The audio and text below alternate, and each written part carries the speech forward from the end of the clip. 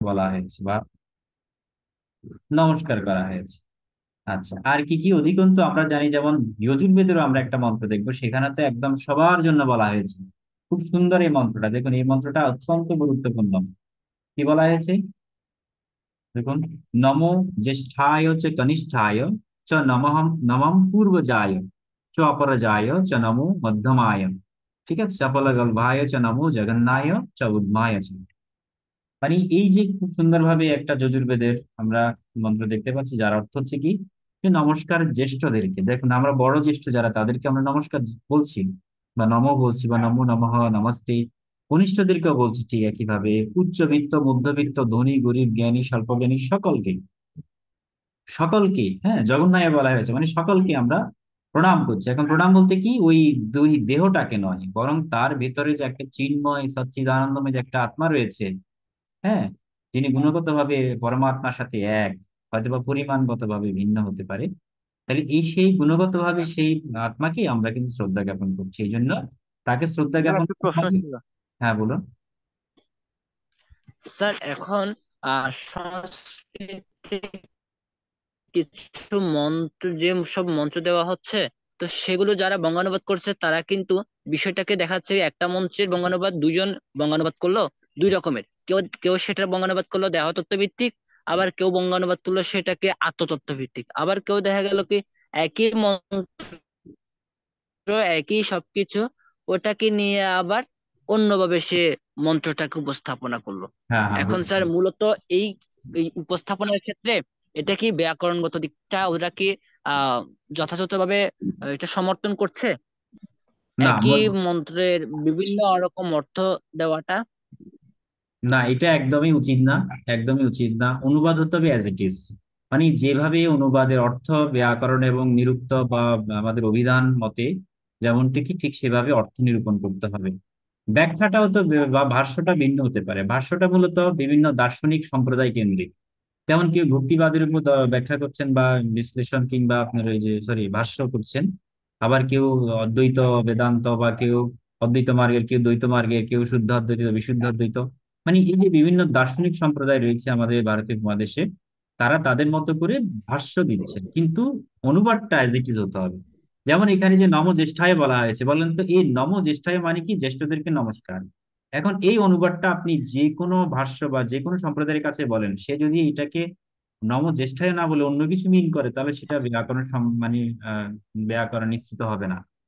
ঠিক আছে, এবং ওটাকে অ্যাকসেপ্ট করতে পারবেন না, বা বেদে বলা হয়েছে যেটা বেদ অনুকূলে বা বেদ সমর্থন করছে সেটাকে আমরা গ্রহণ করতে হবে।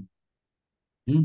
আর অবশ্যই অর্থ নিরূপণ বা শাস্ত্রার্থ নিরূপণের জন্য আমাদেরকে বেদাঙ্গ ফলো করতে হবে। কারণ বেদকে বোঝার জন্য অবশ্যই বেদাঙ্গ প্রথমত, বেদাঙ্গের পরবর্তীতে কিছু কিছু শব্দ আছে যেটা আবার নিরুক্তে পাওয়া যায় না। ঠিক আছে, কারণ এত শব্দ তো, আদিত শব্দ, তখন সেই সকল শব্দের অর্থ নিরূপণের জন্য আমরা আমাদের বিভিন্ন ব্রাহ্মণ গ্রন্থ অনেকগুলো রকমের শাস্ত্র পেতে হয়। সনাতন শাস্ত্র তার বিস্তৃত, এক এক শাস্ত্রে মীমাংসা অন্য শাস্ত্রে রয়েছে। সেই জন্য কোথায় কোন অর্থ নিরূপণ কে করেছেন সেগুলোকে নিতে হবে সব। নেওয়ার পরে এখন ওইটার স্টাডি কালচারটা দেখতে হবে। বেদ এই যে জ্ঞানটা এসেছে, তখনকার সমাজ কালচার কেমন ছিল, ঠিক সেই কালচারটাকে আপনাকে ফিল করতে হবে, অনুভব করতে হবে। এই সেটার জন্য কিছু প্রাচীন ইতিহাস আপনাকে জানতে হবে, কিছু দার্শনিক বিষয় জানতে হবে, লজিকটাকেও ব্যয় করতে হবে। ব্যয় করার পরে তখনকার সেখানকার পরিস্থিতি অনুযায়ী আপনাকে অর্থ নিরূপণ করতে হবে। ওইটা হচ্ছে, এই জন্য আমরা বলি না, স্যার সনাতন হচ্ছে বেদ স্মৃতি সদাচার এবং বিবেকের বাণী। তাহলে সবার শেষে কেন বিবেকের বাণী বলা হয়েছে, কারণ যেখানে বেদ মানে স্মৃতি শ্রুতি কোনো কিছু আপনাকে সমাধান দিতে পারছে না, তখন আপনাকে বিবেকের বাণীকে ফলো করে যেতে হবে, আপনার মেধাকে অ্যাপ্লাই করে আপনাকে যেতে হবে। এরকম কিছু কিছু আছে, কিছু কিছু আছে, হ্যাঁ, যেখানে শব্দ আমরা খুবই গুরুত্বপূর্ণ, যে শব্দগুলো নিরুক্তে পাওয়া যাচ্ছে না, হ্যাঁ, সেটার প্রকৃত অর্থ করার জন্য সেক্ষেত্রে আমাদেরকে অন্যান্য শাস্ত্রের উপর নির্ভর করতে হয়, বেদান্ত শাস্ত্রের উপর, উপনিষদ আরণ্যক। ঠিক আছে।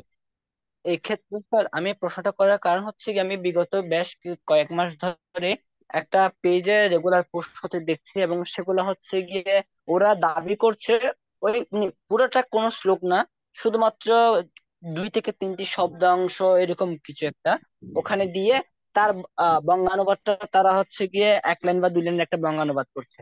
এবং আমি বুঝতে পারছি, যেমন আপনি স্যার এখানে বেদের যে মন্ত্রগুলো দিয়েছেন এগুলোর সাথে হচ্ছে কি আপনি বঙ্গানুবাদটার সাথে আমি কিছুটা সামঞ্জস্য পাচ্ছি, কিন্তু ওদের ওই দুই তিনটা শব্দাংশের সাথে আমার হচ্ছে ওদের যে দুই তিন লাইনের যে বর্ণনা, ওই বর্ণনার সাথে আমি কোনো মিল পাচ্ছি না। তো না সেক্ষেত্রে না স্যার আমি এই প্রশ্নটা করছি। না, ঠিক আছে, ধন্যবাদ। না, এগুলো আমাদের অ্যাভয়েড করতে হবে। আপনি যখন আসলে মেন হচ্ছে আপনার সংস্কৃত ভাষা যখন জানবেন, তখন আপনি এমনিতে বুঝতে পারবেন আদৌ তার অনুবাদটা ঠিক হচ্ছে কিনা বা সেটা শাস্ত্রসম্মত হচ্ছে কিনা। এই জন্য আমাদের আসলে ভাষাটা চর্চা করতে হবে, নতুবা আপনাকে ভুলভাল বুঝিয়ে কোনো রকম তাদের দর্শনটাকে চাপিয়ে আপনাকে মানে মিসগাইড করতে পারেন। ঠিক আছে। যাই হোক, স্যার আমরা ধন্যবাদ। সেই আলোচনায় আর যাচ্ছি না, কারণ ওটা হচ্ছে অনেকটা দার্শনিক আলোচনা, বা আমরা তো আমাদের ভাষা নিয়ে থাকবো, আমরা ভাষা নিয়ে একটু আলোচনা করি। হ্যাঁ, ঠিক আছে, ধন্যবাদ আপনাকে। আচ্ছা, তো যাই হোক, তাহলে আমরা প্রত্যেকেই বলছি নমস্কার দিচ্ছি, আমরা নমস্কারটা আমাদের জন্য শাস্ত্রীয়। এবার আসুন আমরা যদি একটু ব্যাকগ্রাউন্ডটা দেখি, যেমন সংস্কৃত শব্দটা কোথায় পাওয়া গেছে, সবার প্রথমে অনেকে প্রশ্ন আসতে পারে। দেখুন, এটা হচ্ছে রামায়ণের, এটা পৃথিবীর আদি মহাকাব্য। Ancient। এই মহাকাব্যের সুন্দরকাণ্ডে রয়েছে এই সংস্কৃত শব্দটা প্রথম ব্যবহার দেখা যায় আমরা, যে কারণ রামায়ণ হচ্ছে প্রথম আদি কাব্য বা মহাকাব্য, এর আগের ওরকম কোনো মহাকাব্য ছিল না পৃথিবীতে। সবচেয়ে যেটা পুরনো অ্যানশিয়েন্ট শাস্ত্র হলো ঋগ্বেদ। ঋগ্বেদ হচ্ছে লিপিবদ্ধ করা হয়েছে সবচেয়ে আদি একটা শাস্ত্র, যার আগে আমাদের রিসার্চাররা, গবেষকরা গবেষণা করে কোনো শাস্ত্র পাননি ঋগ্বেদের পূর্বে। সেই জন্য ঋগ্বেদ হচ্ছে সবচেয়ে আদি একটা শাস্ত্র। তাহলে আমরা এখান থেকে আমরা ইন্দো আরিয়ান যারা রয়েছে, অর্থাৎ আর্য যারা রয়েছেন, তাদের ডায়ালেক্ট মানে তাদের যে ভাষায় কথা বলছে সেটাকে আমরা বৈদিক ভাষা বলে থাকি। আর এটা আমাদের শুধু হিন্দুইজম না, বুদ্ধিজম, জৈনিজম, জৈন ভাষা বা জৈন ধর্ম, মহাবীরের থেকে যে জৈন ধর্ম এসছে, বুদ্ধিস্ট থেকে যে বুদ্ধি, গৌতম বুদ্ধ থেকে বুদ্ধিজম, এই সমস্ত বিষয়ে কিন্তু আমাদের এই ভাষাটা অত্যন্ত গুরুত্বপূর্ণ, এরা প্রত্যেকে প্র্যাকটিস করে। এবং আমরা জানি যারা বুদ্ধিস্ট তারা পালি ল্যাঙ্গুয়েজ বা পালি ভাষাটাকে প্র্যাকটিস করে। তো পালির সাথে কিন্তু সংস্কৃতের কিছুটা মিল পাওয়া যায়, জৈন ভাষার মধ্যে দেখা যায় কি কিছুটা মিল রয়েছে, এবং অ্যালফাবেট মিল রয়েছে। সংস্কৃত দেখুন, সংস্কৃত শব্দের অর্থ পুট টুগেদার বা কনস্ট্রাক্ট, এটা আগে বলেছিলাম। আর বর্তমানে আমরা জানি উত্তরাখণ্ডে, ভারতে কিন্তু একটা অফিসিয়াল ল্যাঙ্গুয়েজ। ভারতের উত্তরাখণ্ডে এটা অফিসিয়াল ল্যাঙ্গুয়েজ, এবং ভারতের বেশ কয়েক অঞ্চলে প্রায় 14 কি 15 হাজার মানুষ আছে এই এলাকায়, যেখানে সবাই কথ্য সংস্কৃত মানে স্পোকেন সংস্কৃত ভাষাটাকে ব্যবহার করছে। এবং এটি প্রায় 1500 থেকে 600 বিফোর ক্রাইস্ট পূর্বে আপনাদের এই সংস্কৃত মানে লৌকিক সংস্কৃতির একটা ব্যবহার লক্ষণীয় আর কি। ঠিক আছে। আচ্ছা, এবার আমরা দেখবো যে বেদিক সংস্কৃত এবং ক্লাসিক্যাল সংস্কৃত দুই রকমের সংস্কৃত ভাষা রয়েছে, এবং সেই ভাষা নিয়ে আমরা দেখার চেষ্টা করছি। বেদিক সংস্কৃতের মধ্যে বিষয়টা কি দেখুন, এটা হচ্ছে আপনার 1700 থেকে 200 বিফোর ক্রাইস্ট। হ্যাঁ, মানে প্রায় ধরুন না 3,500 বা 4 বছর, 4,000 বছরের মতো একটা পুরনো ইতিহাস আমরা পাই বেদিক সংস্কৃতির। এবং বেদিক ক্লাসিক্যাল যে বিষয়টা রয়েছে, সে দুই রকমের ডায়ালেক্টস ব্যবহার করা হয়েছে। ডায়ালেক্টস মানে একটি উপভাষা বা লোকাল যে অ্যাকসেন্ট গুলোকে আমরা ডায়ালেক্টস বলে থাকি।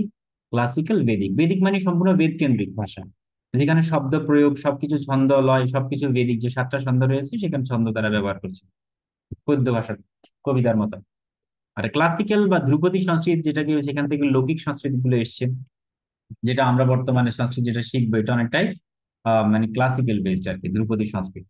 আর যে শুধুমাত্র বেদ কেন্দ্রিক যে ভাষা, এটাকে আমরা বেদিক ল্যাঙ্গুয়েজ বলে থাকি। এখন তো আমরা শুধুমাত্র বেদকে স্টাডি করার জন্য পড়ছি না, আমরা সমস্ত সনাতনী শাস্ত্রী বা সমস্ত ইন্ডিয়ান সাহিত্য পড়ার জন্য সংস্কৃত শিখছি, এই কারণে আমরা ক্লাসিক্যাল সংস্কৃতিটাই প্র্যাকটিস করছি। তাই এখন ক্লাসিক্যাল সংস্কৃত কোত্থেকে আসছে, এটা বেদ থেকে কিন্তু আসছে, বেদ থেকে নিঃসৃত হয়ে ক্লাসিক্যালের রূপ নিয়েছে আর কি। ওকে, তারপরে এবারে দেখুন বেদিক সংস্কৃত আগে বলেছি এটা ল্যাঙ্গুয়েজ অফ বেদাস। আচ্ছা, তাহলে এটার শেষ হয় কবে?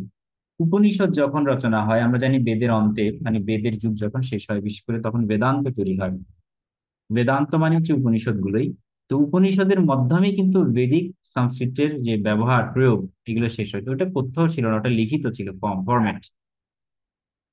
আর তখন বিভিন্ন রিলিজিয়াস ট্রেনিং এর জন্য আমরা সেকেন্ড ল্যাঙ্গুয়েজ হিসেবে এই ভাষাটাকে ব্যবহার করতাম। তো প্রাচীন কালেও দেখবেন যে আপনি আমাদের বাংলা ভাষার পাশাপাশি, বিশেষ করে এই যে আপনার বৃন্দাবন বা নবদ্বীপে প্রচন্ড রকমের সংস্কৃত ভাষা চর্চা হতো। এবং এই যে আমরা যেমন মানে বৈষ্ণব মতের যে ষড় গোস্বামী রয়েছে, রূপ গোস্বামী, সনাতন গোস্বামী, হ্যাঁ, রঘুনাথ ভট্ট, এরকম যে 6 জন গোস্বামী রয়েছেন, তারা প্রত্যেকে উচ্চশিক্ষিত সংস্কৃত ভাষার পণ্ডিত ছিলেন। এছাড়া আমরা জানি যে বলদেব বিদ্যাভূষণ থেকে শুরু করে আরো অনেক যে আচার্য যারা ছিলেন তারা প্রত্যেকেই কিন্তু সংস্কৃত ভাষাটাকে তাদের সেকেন্ড ল্যাঙ্গুয়েজ হিসেবে তারা ব্যবহার করতো। এবং যে ব্রাহ্মণ সমাজ তখন তারাও কিন্তু এই সংস্কৃত ভাষায় তারা বেদ বেদান্ত শেখাতো, রিলিজিয়াস ট্রেনিং এর জন্য আর কি, যে সংস্কৃতটাকে শেখাতো। আর ক্লাসিক্যাল সংস্কৃতির বৈশিষ্ট্যগুলো কি? এগুলো হচ্ছে মূলত আপনার যে ইন্দো, অর্থাৎ এই আর্যরা যারা, তাদের যে ডায়ালেক্ট, কথ্য ভাষা, এটাই অনেকটা ক্লাসিক্যাল ল্যাঙ্গুয়েজ। ঠিক আছে, তাদের ডেভেলপমেন্টে এটা এসছে। আর আমাদের যত হিন্দু এপিক্স রয়েছে, মানে যে মহাকাব্য, যত পুরাণ আদি রয়েছে, সবগুলোর মধ্যে আমরা এই ভার্সন অর্থাৎ এই ক্লাসিক্যাল সংস্কৃতির প্রয়োগটাই বেশি পেয়ে থাকি, যেটা আমরা বুঝতে আমাদের জন্য সুবিধা। দেখুন, আপনি গীতা এবং বেদ দুটোকে যদি পাশাপাশি রাখেন, গীতার যে ভাষা, গীতার যে সংস্কৃত, সেটা বেদিক সংস্কৃত থেকে অনেকটাই সহজ। কারণ গীতার সংস্কৃত প্রত্যেকটা শ্লোক হচ্ছে আপনার ম্যাক্সিমাম হচ্ছে অষ্টক ছন্দে রচিত। ওটা বুঝতে অনেকটাই সহজ এবং অর্থ নিরূপণ করাটাও কিছুটা সহজ, কারণ অর্থগুলো অনেকটাই লোকাল অ্যাকসেন্ট ইউজ করা হতো তখন, এখনো বর্তমানে হয়। কিন্তু আপনি যদি বেদের গায়ত্রী ছন্দ বা ত্রিষ্টু বনষ্টু, এর বিভিন্ন রকমের ছন্দগুলো দিয়ে তৈরি আছে মন্ত্রগুলো, ম্যাক্সিমাম গায়ত্রী ছন্দে রচিত, 24টা, এবং সেই গায়ত্রী ছন্দে বোঝাটা আপনার জন্য টাফ হয়ে যাবে। এবং সেখানে শব্দ প্রয়োগও কিন্তু অনেক জটিল, যেগুলো ইউজড হয় না বর্তমানে। তো এই কারণে আমরা পুরাণাদি যে পরবর্তী যে শাস্ত্রগুলো আসছে, স্মৃতিশাস্ত্র, মনুস্মৃতি বা পুরাণাদি সংহিতা, এই সবগুলোতে আমরা এই ক্লাসিক্যাল সংস্কৃতটাকে বেশি ইউজ করা হয়েছে। আচ্ছা, আরেকটা হচ্ছে আমরা বুদ্ধিস্ট যে হাইব্রিড সংস্কৃত রয়েছে, এখানের মধ্যে তাদের কিছু ভেরিয়েশন, তারা পালির দিকে ডাইভার্ট হয়ে গেছে। আর চারটা প্রিন্সিপাল ছিল মূলত, ডায়ালেক্ট ছিল, চার ধরনের ডায়ালেক্ট ছিল। একটাকে বলা হচ্ছে পশ্চিম, যেটাকে আমরা পশ্চিমোত্তারি বলি আর কি। আর হচ্ছে মধ্যাদেশী, মধ্যদেশ মানে মধ্য অঞ্চলে, সেখানে এক ধরনের এক্সেন্ট ছিল। আবার পূর্বী, পূর্বী ভাষা, পূর্বে, ঠিক আছে। আর একটা দক্ষিণী, দক্ষিণী ভাষা। এক একটা অঞ্চলে এক এক রকমের ডায়ালেক্ট প্রচলিত ছিল, ঠিক আছে, একটা উপভাষার মতো আর কি। তো এই হচ্ছে আমাদের তাহলে পূর্ব, মধ্য, পূর্ব এবং দক্ষিণ। মানে দক্ষিণ বলতে সাউথ ইন্ডিয়া, যে মহারাষ্ট্র বা যে আমাদের কেরালা বিভিন্ন অঞ্চলগুলো রয়েছে, সেখানে তারা অনেকটাই দক্ষিণী অ্যাকসেন্টে বা দক্ষিণী ডায়ালেক্ট ইউজ করত। পূর্বী বলতে কাকে বোঝাচ্ছে? আমাদের ওদের জন্য পশ্চিমবঙ্গ হচ্ছে পূর্বী, অনেকটাই পূর্বী, বা বাংলাদেশ, এগুলো এরা পূর্বী স্টাইলে ব্যবহার করতো। মধ্যপ্রদেশে মধ্যদেশী, আর পশ্চিমে ওরা পশ্চিমোত্তরী ব্যবহার করতো আর কি। এই হচ্ছে আমাদের ক্লাসিক্যাল সংস্কৃতের একটু শর্ট ডিসক্রিপশন।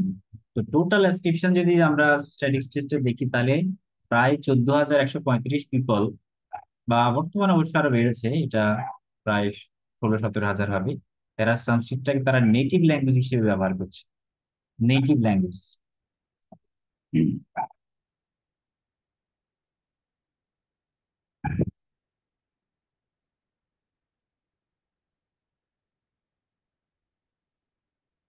ওকে,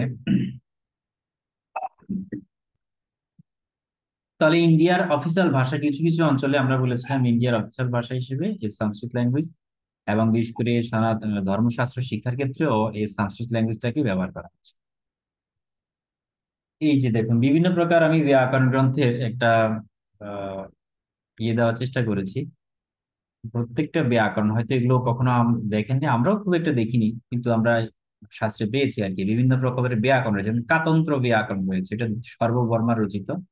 এরা প্রায় খ্রিস্টাব্দ, মানে প্রায় 100 খ্রিস্টাব্দের মধ্যে রচিত, যীশু খ্রিস্ট 100 বছর পরে। চন্দ্রভূমির যে চান্দ্র গোস্বামী রয়েছে, চান্দ্র ব্যাকরণ, 7ম শতক। আর ভর্তৃহরি রয়েছে বাক্যপদীয়, কাতন্ত্র সূত্রবৃত্তি দুর্গ সিংহের, হেমচন্দ্রের সিদ্ধান্ত, হেমচন্দ্রানুশাসন। আচ্ছা, বুকদেবটা মোটামুটি আমরা জানি, বুকদেবের অনেক ঘটনা আপনারা ছোটবেলায় পড়েছেন। এবং এটা অলরেডি খুব সুন্দর, যে তার মেধা ছিল না তখন, সেই ওই যে গল্পটা আর কি, আহ ঘাটের মধ্যে যে মাটির কলসি লেগে লেগে গর্ত হয়ে যায়, সেখান থেকে একসময় তার যখন উন্মেষ ঘটে ব্রেইন, তখন সে একটা ব্যাকরণ লিখেছিল, তার নাম হচ্ছে মুগ্ধবোধ ব্যাকরণ। এটা খুব ইম্পর্টেন্ট, এটাও কিছুটা পাওয়া যায়, মানে খুব একটা এখন পাবলিশড হয় না আর কি, আগে পাবলিশড হতো। আচ্ছা, একটা হচ্ছে ক্রমদীশ্বরের যৌমুর ব্যাকরণ রয়েছে, পদ্মনাভের সুপদ্য ব্যাকরণ, রূপ গোস্বামী যেটা হরিনামামৃত ব্যাকরণ, এটা বৈষ্ণব সমাজে অত্যন্ত আদরণীয়। উম তো মহাপ্রভু চৈতন্য মহাপ্রভু যখনকার ছিলেন তখনকার সময় এটা লিখেছিলেন উনি।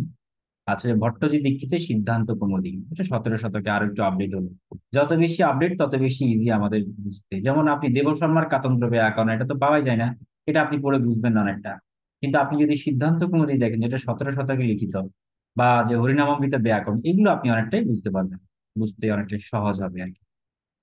তাহলে এখন আমরা কি পড়বো? আমরা পড়বো অ্যাকচুয়ালি অষ্টাধ্যায়ী, যেটা 8টা অধ্যায় রয়েছে এবং সেখানে প্রায় 4000 সূত্র রয়েছে, সেগুলো আমরা স্টাডি করব। এবং এই 8টা অধ্যায় হচ্ছে আমাদের জন্য সবচেয়ে গুরুত্বপূর্ণ, এটা পাণিনি দ্বারাই নির্মিত, মানে পাণিনি কর্তৃক আর কি। এবং এই উনি প্রায় 500 থেকে 400 দিকে আপনার এই গ্রন্থটি লিখেছিলেন, এবং এটাকে ব্যাখ্যা করেছেন কাত্যায়ন বা পতঞ্জলি ভাষ্য দিয়েছেন। তো ত্রিমুনি ব্যাকরণের কথা আমরা বলেছিলাম যে পাণিনি, আর বর্তিকাকার বদরুচি বা কাত্যায়ন, এবং ভাষ্যকার হচ্ছে পতঞ্জলি। এরা খুবই স্যার ইম্পর্টেন্ট। এই অষ্টাধ্যায়ীটা কি পাওয়া যায়? অষ্টাধ্যায়ী? হ্যাঁ, হ্যাঁ, বইটা। হ্যাঁ অবশ্যই পাওয়া যাবে, কেন পাওয়া যাবে না? আচ্ছা, এই যে পানি, আগেও কিন্তু অনেক ব্যাকরণ আমি দেখাবো একটু পর অষ্টাধ্যায়ী আপনাদেরকে। আচ্ছা, পানির ক্রমান্বয়ে পানি ছাড়াও মানে আরো অনেক ব্যাকরণ ছিল, অত্যন্ত অনেক প্রাচীন, বেদের যুগের মতো। সেগুলো হচ্ছে ঐন্দ্রম, চান্দ্রম, কাশকৃষ্ণম। আচ্ছা, এরপরে হচ্ছে কুমারম, সারস্বতম। দেখেন এই সারস্বতম ব্যাকরণম, আপনি সালাম, সাকলাম এবং শাকটায়ন। তাহলে এই শাকটায়নটাই হচ্ছে খুব ইম্পর্টেন্ট। এটা একটু একটা বেশি প্রচলিত ছিল আর কি প্রাচীন কালে, 1000 বছর পূর্বে আর কি। হ্যাঁ, মানে হাজার বলতে বহু হাজার বছর, 3-4 হাজার বছর পূর্বে এগুলো প্রচলিত ছিল। শাকটায়নম সর্বশ্রেষ্ঠ ব্যাকরণ। তবে এইখান থেকে পাণিনি কি করেছেন, উনি ওনার ব্যাকরণে বৈদিক ভাষা মানে ছান্দসটাকে এবং আঞ্চলিক ভাষা, এটাকে লৌকিক, বৈদিক লৌকিক দুটাকে তিনি ব্যবহার করেছেন, দুটাকে কম্বাইন করে তিনি এই অষ্টাধ্যায়ী বা এই ব্যাকরণটা রচনা করেছেন। এবং এটি পৃথিবীর আগে কেউ কখনো এই ধরনের ব্যাকরণের মধ্যে সম্মিলনটা ঘটাতে পারেনি। সেই কারণে পাণিনির কাছে আমরা কৃতজ্ঞ, অত্যন্ত কৃতজ্ঞ। আর এই বিখ্যাত ব্যক্তি হচ্ছেন পতঞ্জলি, আপনারা জানেন পতঞ্জলি যিনি যোগশাস্ত্রের প্রণেতা। পতঞ্জলি, উনি ওনাকে সর্পাকৃতি বলা হয়েছে আর কি শেষ। এবং এটারও একটা কাহিনী রয়েছে, এটা পৌরাণিক কাহিনী অবশ্য, যেটা আসলে শুনতে ভালো লাগে আর কি। এটা রিয়েলিটি নিয়ে প্রশ্ন আছে। এটা হলো, ওনার মা ছিলেন একজন কুমারী এবং উনি নাকি ধ্যান মগ্ন অবস্থায় মানে ঈশ্বরের কাছে প্রার্থনা ভিক্ষা করেছেন একটা পুত্র সন্তানের জন্য। তো তখন সেই হিসেবে একটা ছোট্ট সাপের বাচ্চা তার হাতের মধ্যে, অর্থাৎ করাঞ্জলি যেটা, মানে অঞ্জলি মুদ্রার মধ্যে পড়েছিলেন আর কি। এই জন্য পতত মানে যেটা পরিপতিত হয়েছে, আর অঞ্জলি মানে অঞ্জলির মধ্যে। তাহলে অঞ্জলি রূপে তিনি হাতের মধ্যে যখন এই সাপকে পেয়েছেন, তখন সেই সাপকে দেখে অবাক হয়ে গেছেন এবং উনি ফেলে দিয়েছেন। তখন দৈবাণী হয়েছে যে তুমি যাকে পেয়েছো সূক্ষ্ম সর্প, সেটি হচ্ছে তোমার পুত্র। তো তখন বললো যে আমি তো এইভাবে তো এটাকে পুত্র হিসেবে চাইনি, আমি তো হিউম্যান বডি চেয়েছিলাম। তো তখন তা বললেন ঠিক আছে, তোমার মনোবাসনা পূর্ণ হবে। তার অর্ধেক থাকবে মানে পুরুষের মতো, মানুষের মতো, আর বাকি অংশটুকু থাকবে সর্পাকৃতি। তো এই হচ্ছে একটা পৌরাণিক কাহিনী আর কি। এটা খুব একটা সিরিয়াসলি নিতে নেই। তো আমরা জানি যে পতঞ্জলি আসলে অনেক বিখ্যাত একজন ঋষি ছিলেন, যিনি আমাদেরকে এই শাস্ত্রাদি সম্পর্কে অনেক জ্ঞান দিয়েছেন। আচ্ছা, গেল। এবার আমরা একটু প্রবেশ করি ধীরে ধীরে। স্যার, রিয়েলিটি নিয়ে স্যার একটু কথা বলতে চাই। হ্যাঁ, হ্যাঁ। স্যার আসলে পুরাণে যেগুলো থাকে ঘটনাগুলো তো স্যার অনেকটা রিয়েলিটির সাথে ম্যাচ করে না। কিন্তু স্যার আমি বলবো যে যদি স্যার সেটাও কিন্তু মিথ্যা না। হ্যাঁ, তো পতঞ্জলি যদিও বা হয়তো তাকে সর্পাকৃতি বা যে অর্ধেক সাপ বা অর্ধেক মানুষ এসব বলা হলেও হয়তো তার আচরণগত কোনো দিকটা স্যার সর্পের মতো ছিল, মানে সাপেদের যেরকম আচরণ বা সাপের যে ভালো একটা আচরণ থাকে, হয়তো সেরকম একটা আচরণ ওর ছিল। সেজন্য ওকে কিছুটা সর্পা মানে মানে সর্পযোনি হিসেবে বলা হচ্ছে। হ্যাঁ, এখানে আমি বলি, এরকমই হতে পারে না স্যার? পুরাণ, আমাদের তো অষ্টাদশ পুরাণ রয়েছে এবং মহাপুরাণ, উপপুরাণ, অনেকগুলো পুরাণই রয়েছে। এবং সকল পুরাণই হচ্ছে আপনার বিভিন্ন গল্পের ছলে আপনাকে একটা টিচিং দেওয়া হয়, মানে একটা শিক্ষা দেওয়া হ্যাঁ হয়। স্যার। আর একটা বলা যায় খুব সুন্দর দারুণ একটা লেসন পাওয়া যায় সেখান থেকে। এই জন্য সকল পুরাণের মধ্যে আপনি অসংখ্য রকমের ঘটনা কাহিনী পাবেন, যেহেতু সায়েন্স বা বর্তমান যুগ মানে সায়েন্সের সাথে বা প্রকৃতিগত ভাবে ম্যাচিং হয় না, এটা ঠিক আছে, এটা অবশ্যই স্বীকার করতে হবে। কিন্তু সেখানের মধ্যে যে অজস্র জ্ঞান রাশি রয়েছে, মণিমুক্তার মধ্যে ছড়িয়ে রয়েছে, সেগুলো অত্যন্ত চমৎকার। সেখান থেকে দেখা গেলো আপনার জীবনের আসলে গঠন করার জন্য অত্যন্ত অনেকগুলো রকমের জ্ঞান পাবেন। হ্যাঁ, বলুন। আসলে স্যার যারা হচ্ছে গিয়ে মূলত এক ঈশ্বরবাদী বা কিংবা হচ্ছে গিয়ে যারা বর্তমান আর্য সমাজী বলা যায়, তো তারা হচ্ছে গিয়ে তাদের একজনের সাথে আমার সাথে একটু কথা হয়েছিল। তো তিনি আমাকে ওই ব্রহ্মবৈবর্ত পুরাণ থেকে হচ্ছে গিয়ে ওই যে ইন্দ্রের যে গৌতম মুনির পত্নীর সাথে যে ইন্দ্রের যে কাহিনীটা আছে, ওইটা ওই গুরুপত্নী কাহিনীটাকে আমাকে নিয়ে খুব বাজেভাবে উপস্থাপনা করেছে। তো আমি আচ্ছা, তাকে এটা বোঝানোর চেষ্টা করলাম যে আচ্ছা, একটু এক স্যার। মিনিট, হ্যাঁ এক মিনিট। আচ্ছা, আমরা কোনো সংগঠন নিয়ে আমরা এখানে একটু কথা না বলি, হ্যাঁ? কারণ এক এক দর্শন তো আলাদা থাকবে, সেটা হচ্ছে তাদের ব্যক্তিগত ব্যাপার। তো আমরা শুধুমাত্র ল্যাঙ্গুয়েজ নিয়ে ব্যক্তিক আলোচনা করি, হ্যাঁ? আর আপনি যদি একান্তভাবে। আসলে স্যার আমার এই কথাটা বলার কারণ হচ্ছে গিয়ে, মানে ওনারা যে ব্যাকরণ ভিত্তিক যে ব্যাকরণের যে সংস্কৃতির উপর যে তারা এই বেদের যে ভাষাগুলা যে আমাদের কাছে যেভাবে উপস্থাপন করছে, আমার কোথাও যেন ঠিক এটা অরিজিনাল কথাটা মনে হচ্ছে না। ইভেন তারা কিন্তু আমার কাছে শায়নাচার্য ভাষ্যের যে বেদটা আছে, ওই ব্যাচটাকেও তারা হচ্ছে গিয়ে একদম খুব হেয় করে দেখেছে বিষয়টা। যে আমি বললাম যে ব্যাত আমার কাছেও আছে, কিন্তু আমার ভাষাতে এরকম এরকম কথাগুলো নাই, তো তারা তো অন্তপক্ষে কিছুটা কানেকটিভ রেখে তো কথাটা বলতে পারতো। কারণ তো এরকম একটা বেদের ভাষ্যে এটাকে নিয়ে এভাবে কটূক্তি করা তো স্যার ঠিক না। আচ্ছা, ঠিক আছে। তাই আমি এই কথাটা এই জন্য কথাটা আমার আশা যে ওই ওইখানে মূলত কাহিনীটা হচ্ছে গিয়ে যাতে মানুষ, সাধারণ মানুষ যাতে গুরু গুরু পত্নী বা এরকম ওই গুরুদেবের আত্মীয়ের সাথে যে কোনো আহ, খারাপ কাজ করতে না পারে, সেই জন্যই এই মূলত এই ঘটনাটা সাজানো। ইন্দ্রকে নিয়ে, ইন্দ্রের মতো একজন তপস্বী, একজন দেবতা শ্রেষ্ঠ বা দেবরাজ, তাকে নিয়ে এরকম একটা ঘটনা সাজানো মানে হচ্ছে এটাই, যে যাতে মানুষজন খারাপ কোনো কাজে আগ্রহী না হয়। কারণ খারাপ কাজ আগ্রহী হলে তাদের ফলাফল খুব খুব খারাপ একটা ফলাফল পেতে হবে। ঠিক আছে, তো ঠিক আছে। স্যার আমি উনাকে এটা বোঝানোর চেষ্টা করেছি, কিন্তু বাট উনি আমাকে ওই ঠিক আগের মতোই বলছে যে এসব পুরাণাদি সব নাকি মিথ্যা। মানে সব কিছু মাত্র মনোরঞ্জনের জন্যই নাকি তারা এটাকে এমন ভাবে বলছে যে সেটা শুধু নাকি মনোরঞ্জনের জন্য তৈরি। আচ্ছা, যাই হোক, তো আমরা দেবনাগরীটা আমরা দেখবো এখন। অ্যালফাবেট দেখুন, দেবনাগরীতে আমরা দেখতে পাচ্ছি যে যে লিপি নিয়ে কথা হচ্ছে খুব, দেবনাগরী। তাহলে আমরা অক্সফোর্ড ডিকশনারি কি বলে আমরা এটা দেখবো। আমি একটা রেফারেন্স দিয়েছি, এটা হলো সেকেন্ড এডিশনে, আপনার Oxford dictionary of phrase and ফেবলে খুব সুন্দরভাবে বলা হয়েছে। যে ওখানে খুব চমৎকার করে বলছে, দ্য অ্যালফাবেট ইউজ ফর সংস্কৃত। দেখুন, এই যে হিন্দি, সংস্কৃত বা অন্যান্য ইন্ডিয়ান যত ল্যাঙ্গুয়েজ রয়েছে, সেই সেখানের মধ্যে আমরা এই অ্যালফাবেট গুলো দেখতে পাই। এবং এই অ্যালফাবেট বিশেষ করে নামটা এসেছে আপনার লিটল ডিভাইন টাউন স্ক্রিপ্ট, মানে যেটা দেব অর্থাৎ নগর, গড এবং নগর। দেব বলতে গডকে বোঝাচ্ছে, দেবা। আর নাগর মানে হচ্ছে যেখানে বাস করে, নাগরী, এবং এটা স্ত্রীলিঙ্গের একটা নাগরী রূপ লাভ করেছে। আমার একটা আর্টিকেল আছে আপনাদেরকে দেবো পরবর্তীতে, সেটি হচ্ছে ঈশ্বর যখন আমাদেরকে ভাষাটা শিখিয়ে থাকে বা মাতৃরূপে, তখন আসলে এটাকে স্ত্রী ভাবা হয় আর কি। তো স্ত্রী রূপে আমাদেরকে শেখান। কেন শেখান, এটা আমরা আসলে তুলনা করছি, যদিও বা তুলনাটা করা ঠিক না, কিন্তু আমরা যেহেতু অত্যন্ত অজ্ঞানী বা আমরা মূর্খ জীব বলা যায়, আমরা অত্যন্ত দুর্বল, আমাদের পক্ষে আমরা অনেক সময় কি করি, যেমন যে আমাকে শেখায় সে হচ্ছে প্রকৃতি মাতা। প্রকৃতিকে আমরা মাতা রূপে চিনে থাকি। একটা মা তার বাচ্চাকে ছোটবেলায় শেখায়, এটাই স্বাভাবিক, এবং তার পুষ্টি সাধন করে। দুগ্ধ, যে আমরা স্তনদান করে পুষ্টি সাধন করে থাকি, ঠিক তদ্রুপ ভাবে, সেম ভাবে প্রকৃতি মাতা আমাদেরকে কি করেন, তিনিও আমাদেরকে পুষ্টি সাধন করেন বা আমাদেরকে শিক্ষা, ন্যাচারালি যে শিক্ষাটা, প্রাকৃতিক শিক্ষা, সেটি আমাদেরকে দিয়ে থাকেন। সেই জন্য আমরা প্রকৃতিকে বলি ঈশ্বরের একটি মাতৃরূপা বা ঈশ্বরের একটা স্ত্রী রূপে, বা সরি মাতৃরূপে তিনি আমাদেরকে শেখান। তো একইভাবে তিনি যখন আমাদেরকে ভাষাটা শেখাবেন, এই দেবনগরের ভাষাটা, তখন সেটা নাগরী রূপ হয়ে গেছে বা নাগরী রূপ। সেই নাগরী রূপ নিয়ে আমরা আস্তে আস্তে দেখবো, জানবো। তাহলে দেখুন, নাগরী রূপের মধ্যে যেটা ইম্পর্টেন্ট, যেটা সবাই অনেকেই জানেন, যারা পুরনো আছেন সবাই জানবেন, আর যারা নতুন তাদের জন্য অত্যন্ত বলা যায় উপাদেয়, সেটি হচ্ছে স্বর বর্ণাহা এবং ব্যঞ্জন বর্ণাহা। তাই আমরা প্রায় অনেকগুলো, প্রায় 14টা মতো স্বরবর্ণ পাবো, এবং বাকিগুলো হচ্ছে ব্যঞ্জন বর্ণ। প্রত্যেকটা ব্যঞ্জন বর্ণেরও আপনার স্বরবর্ণের উপর নির্ভর করে, এটা তো আপনারা জানেন, কিন্তু লিপিগুলো একবার প্র্যাকটিস করলে আপনাদের এটা জানা হয়ে যাবে। এটা নিয়ে আপনাদের আর কষ্ট স্বীকার করতে হবে না। আপনি চাইলে যে অ আ যতগুলো রয়েছে, আমরা লিপিগুলো সব প্র্যাকটিস করবো। ঠিক আছে, এরপর পরবর্তীতে আমরা এই ব্যঞ্জন বর্ণ প্র্যাকটিস করবো। এইভাবে শুরু করে করে আমরা আস্তে আস্তে যুক্তাক্ষরে যাব, শব্দ গঠন করব। ক্রমান্বয়ে আমরা আস্তে আস্তে স্বরবর্ণ, ব্যঞ্জন বর্ণ, যুক্তাক্ষর, রূপানি, বিভিন্ন রকমের আকার ইকার, মাত্রা, রূপানি যেগুলোকে বলা হয়, সেগুলো আমরা শিখবো। ঠিক আছে, এভাবে আমরা দেবনাগরীতে আমরা এগিয়ে যাব। ওকে,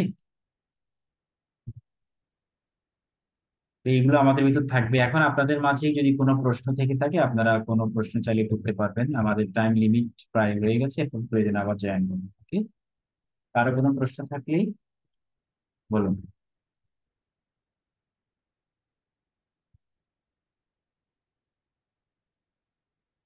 ও আচ্ছা, আরেকটা বিষয় হচ্ছে আমি আপনাদেরকে ইয়ে দেখাবো বলেছিলাম, অষ্টাধ্যায়ী, এটা গত ক্লাসে অবশ্য দেখিয়েছিলাম।